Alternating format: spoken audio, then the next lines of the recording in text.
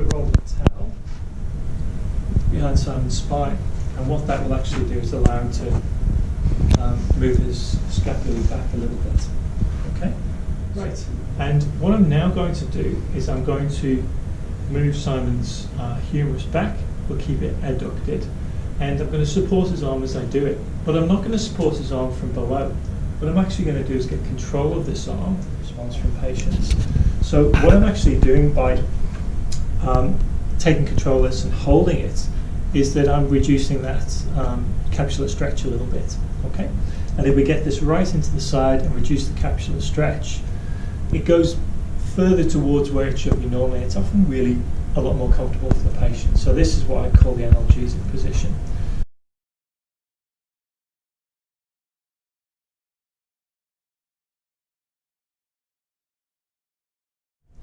So the things that are stopping this head from going back in, if we think about bones here,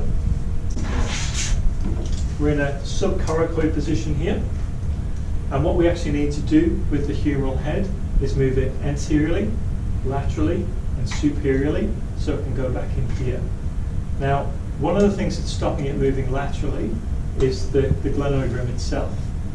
But by getting Simon to bring his shoulders back and his chest out, that gently retroverts the scapula and stops that lateral obstruction. The other thing that's stopping it from moving laterally is the biceps. So the biceps, the long-headed biceps particularly, and the subscapularis are the muscles that actually cause us to stay exactly where it is. We can't get at the subscapularis, but I'm going to get at the biceps, and we're going to actually massage the biceps and relax that.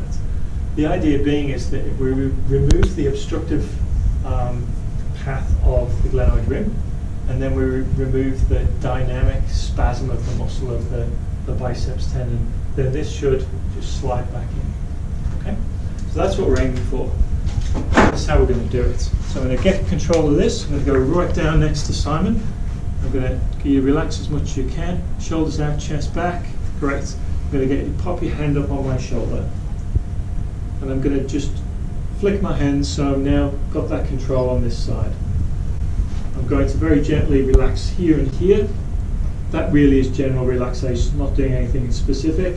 And then I'm going to try and relax this biceps muscle. Now, I also tend to move backwards and forwards a little bit.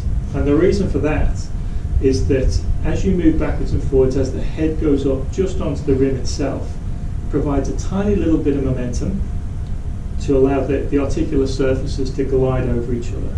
What you tend to find is this will then slip back in.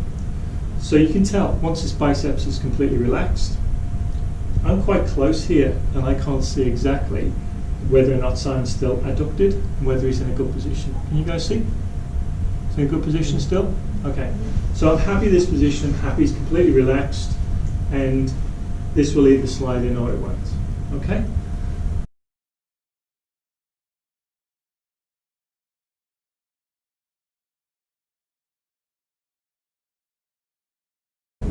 So a lot of the time, we can get your patient relaxed and in this position, and we've got the biceps shortened and then specifically massaged.